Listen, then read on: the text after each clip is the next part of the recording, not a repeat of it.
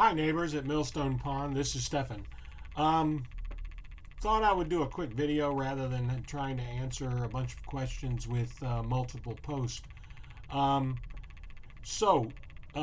think the little project that we had going with the kids and the painted stones, I think it's fantastic. It shows the community coming together to do something fun for the kids.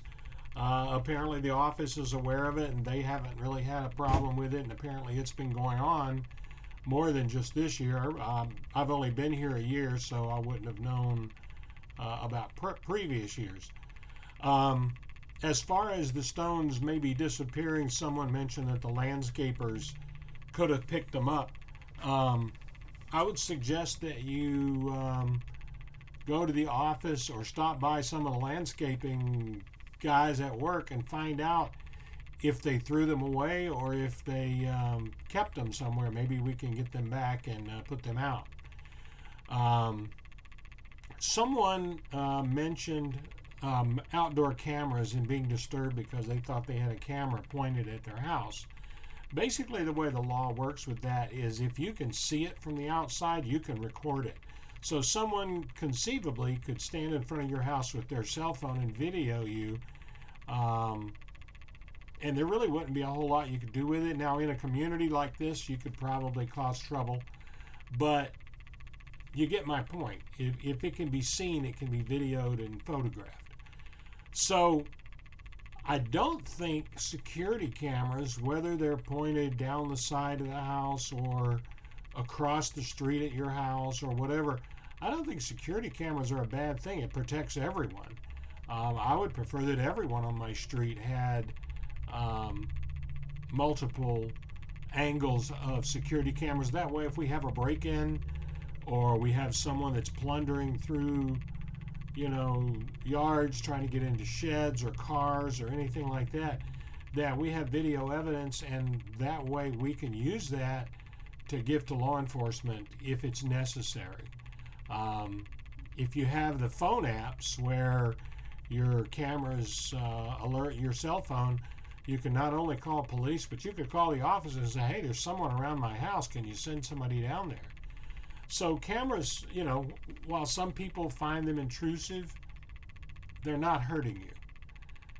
Somebody coming in your house with a camera is a different story, but as long as it's outside and they're not walking up to your house and trying to video into a window. But I'll give you an example. I have a neighbor next door. Their house, if I put up a couple of cameras to get a couple of angles going down my driveway and then coming from my shed back up towards the front of the house, their house is going to be in the picture. And they do have windows on that side of the house. But am I going to point those cameras and zoom in and video them in their house? No. But, I can understand how some people might think that's intrusive, but I wouldn't fault anybody for placing cameras out. We're at a busy intersection. There's always some kind of construction going on. So I think cameras are actually a good idea. It only adds to the security of the neighborhood. Now, I went to the office and talked to Laura and was quickly shooed away to talk to Amy at the front desk. I asked about using the clubhouse. Somebody had suggested that we have meetings or a card night or weekly gatherings or whatever, even if it was like to put up a video screen and watch movies or something like that. Whatever it is, to use the clubhouse for an individual is $100 per occurrence and $150 deposit. Now, I discussed with her, I said, if we're trying to schedule something regular like a card game or a movie night or whatever, I said, nobody's going to want to pay those kinds of fees to do that kind of stuff. They think it's our clubhouse, so we should be able to use it. And I understand if there's a wedding event or something that's pre-scheduled by an individual residence and they've paid the fees, if we have a weekly event scheduled, it could have to be canceled. But when we got through this, she says, well, I can talk to Laura. I don't think it would be a problem to do something like that. She said it's been done in the past, but she says, oh, but only 5 people show up, and I'm like, I'm not asking the community to run anything. Just make the space available. I said, if we have 3 guys show up for a card game, that's good enough for me. Or if want to have a thing where you set out a table and all the kids come and do arts and crafts or paint stones or anything like that.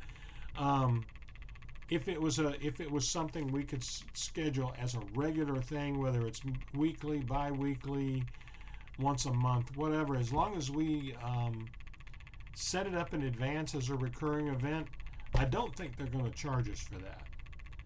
So, next item on the list is lease renewals. Try to remember when you moved in and when your lease expires, because if Yes Communities doesn't send you the letter telling you that you need to sign a new lease, you'll get this nasty little thing in your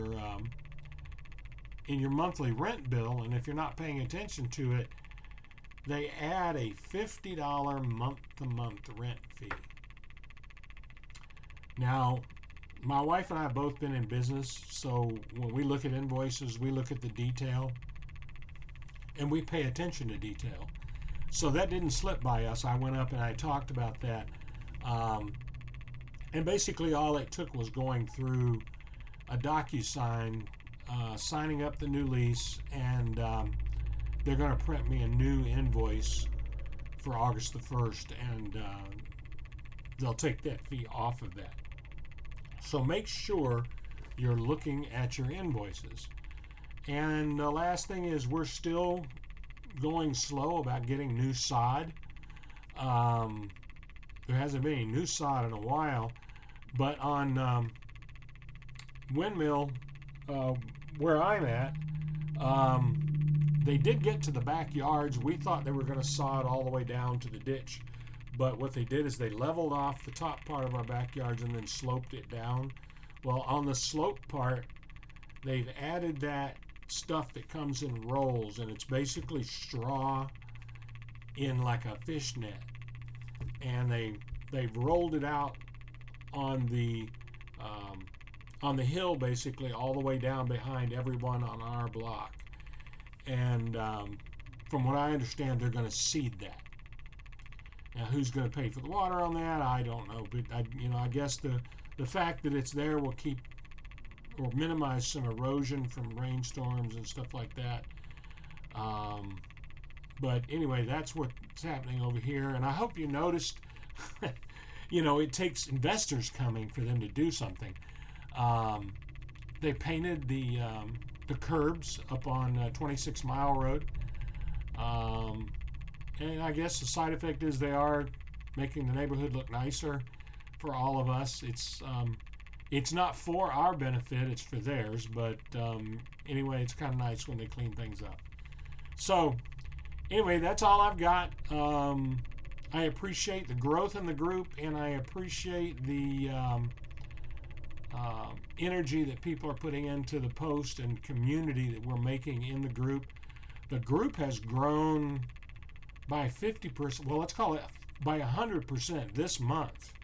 When we went from, I don't know what the group was, but I know we've doubled in size in the last month because the word's getting out either through people in the group spreading the message, the little yellow cards that I give out, and Mary knows about the group, and I know she's giving that information to new residents. So if you know about this group and you have neighbors, and you still have my little yellow card, make a copy of it, take it over, and tell them about our group. It's Millstone Pond Lenox Homeowners. That's the name of the group on Facebook. So, gone on longer than I thought, so we're going to cut this short. You guys have a great day.